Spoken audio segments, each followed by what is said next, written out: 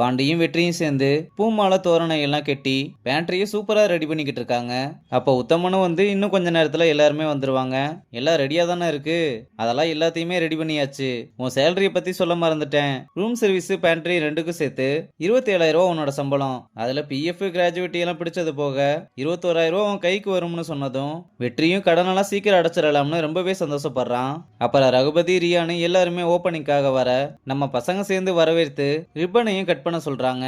ஆனா ரகுபதி வெற்றியை கட் பண்ண சொல்ல, நான் எப்படி சார் கட் பண்றது, நீங்க கட் பண்ணுங்கன்னு சொல்றான். இதே மாதிரி சிதம்பரம் ரகுபதி சொன்னதையும் நினைச்சு பாக்குறாரு. அப்புறம் ரியா வந்து கட் பண்ணி வெற்றிக்கு வாழ்த்துக்கள் சொல்றா. வெற்றியும் ரகுபதி காலில் விழுந்து ஆசீர்வாதம் வாங்கிட்டு உள்ள வர, பாஸ்ட்ல கிச்சன் ஓபன் பண்ணும்போது நடந்ததையும் பிரசன்ட்ல பேண்ட்ரி ஓபன் பண்ணும்போது நடக்கிறதையும் மாறி மாறி காமிக்கிறாங்க. அப்ப வெற்றி பண்ற ஆக்டிவிட்டிஸ் எல்லாமே அப்படியே சிதம்பரம் மாதிரி இருக்க ரகுபதியும் அதை வியந்து பார்த்துக்கிட்டு இருக்காரு. அப்புறம் நம்ம பையனும் வேலையை ஆரம்பிச்சு தீயா வேலை செஞ்சுக்கிட்டு இருக்கான்.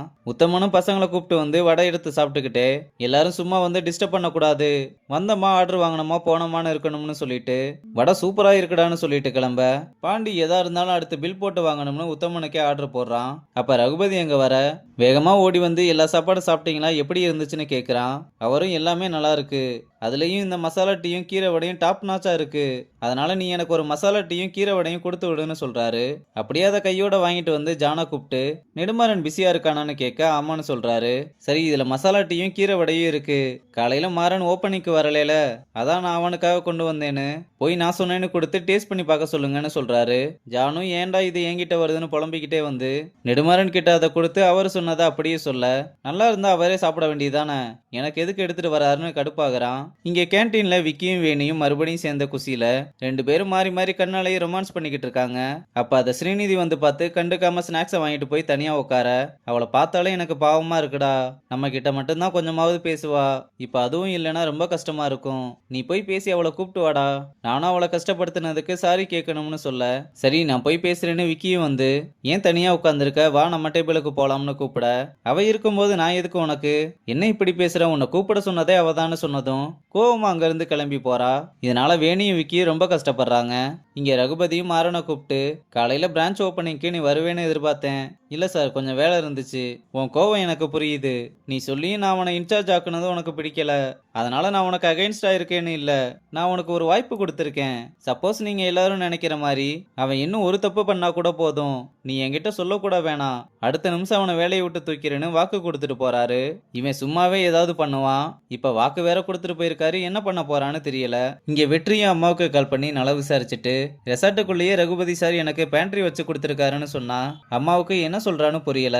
உடனே தங்கச்சியை கூப்பிட்டு உங்க அண்ணன் என்னமோ சொல்றாண்டின்னு கொடுக்க, வெற்றியும் அவகிட்ட விஷயத்த சொன்னதும் ரொம்ப சந்தோஷமா சேலரி எல்லாம் நல்லா ஏத்தி கேளு, அதெல்லாம் எங்க சார் நல்ல சம்பளம் தான் கொடுக்கறாரு, கைக்கு வந்ததும் சொல்றேன், யார் அன்னைக்கு வீட்டுக்கு வந்தவரான்னு தங்கச்சிக்காரி வளர, உடனே அம்மா போனை வாங்கி சமாளிச்சுட்டு நீ நல்லபடியா வேலையை பாருன்னு சொல்லிட்டு காலை கட் பண்றாங்க.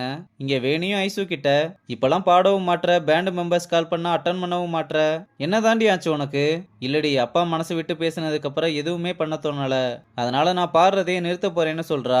உன் வாய்ஸும் சரி ஃபேன் பேஸும் சரி அவ்வளவு சீக்கிரம் யாருக்கும் கிடைக்காது, உன்னை நம்பி உன் பேண்ட் மெம்பர்ஸும் இருக்காங்கன்றத மறந்துடாதுன்னு சொல்லிட்டு போறா. அப்ப ஃப்ரெண்டு கரனும் கால் பண்ணி இன்னைக்கு ஒரு ஈவெண்ட்டை நம்ம பண்ணியே ஆகணும், இல்லைன்னா அந்த ஆளு லீகல் ஆக்ஷன் எடுப்பேன்னு சொல்றான். சரி பேலன்ஸ் இருக்க 3 ஈவெண்ட்டை மட்டும் முடிச்சு கொடுத்துட்டு போறேன்னு சொல்றா. ஆனா தன்னோட பேஷனை விட்டு போறதை நினைச்சு ரொம்பவே ஃபீல் பண்ணி அழுகிறா. இந்த பக்கம் நெடுமாறனும் சிபுவும் மீட் பண்ணி ரெண்டு பேரும் மாறி மாறி ஒருத்தருக்கு ஒருத்தர் புகழ்ந்து பேசிக்கிட்டு இருக்காங்க. அப்ப சிபுவும் உங்க பொண்ணு சூப்பரா பாடுறாங்கன்னு சொல்ல, இல்ல நீங்க வேற யாரையும் நினைச்சு பேசுறீங்க, இல்ல உங்க பொண்ணு தான், அவங்களுக்கு இருக்க வாய்ஸுக்கு கண்டிப்பா அவங்க சூப்பர் ஸ்டார் ஆயிருவாங்க, அது என் மூலமா நடக்க போறத நினைச்சு எனக்கு ரொம்ப பெருமையா இருக்குன்னு சொல்றாரு. நெடுமாறனும் ஒண்ணுமே புரியாம சாக்குல இருக்கான். அப்புறம் நைட் ஆனதும் ஐசு பைக் எடுத்துட்டு வெளியே போக நெடுமாறனும் அதை பார்த்து ரொம்பவே டென்ஷனா கிளம்புறான். அவனும் ஃப்ரெண்ட்ஸ் கிட்ட வந்து இன்னும் பேலன்ஸ் இருக்க 2 ஈவெண்ட்ல மட்டும்தான் பாடுவேன், அதுக்கப்புறம் நான் வரமாட்டேன்னு சொல்லிக்கிட்டு இருக்கா. இதை நெடுமாறனும் கார்ல பின்னாடியே ஃபாலோ பண்ணிட்டு வந்து பாக்குறான். அப்புறம் ஐசுவும் மாஸ்க போட்டு பாட்டு பாட ஆரம்பிக்க நெடுமாறனும் வந்து அதை ஷாக்குல பார்த்துக்கிட்டே பக்கத்துல வர, அவனை பார்த்ததுமே ஐசு உறைஞ்சு போய் நிக்கிறதோட இந்த எபிசோட முடிச்சிருக்காங்க.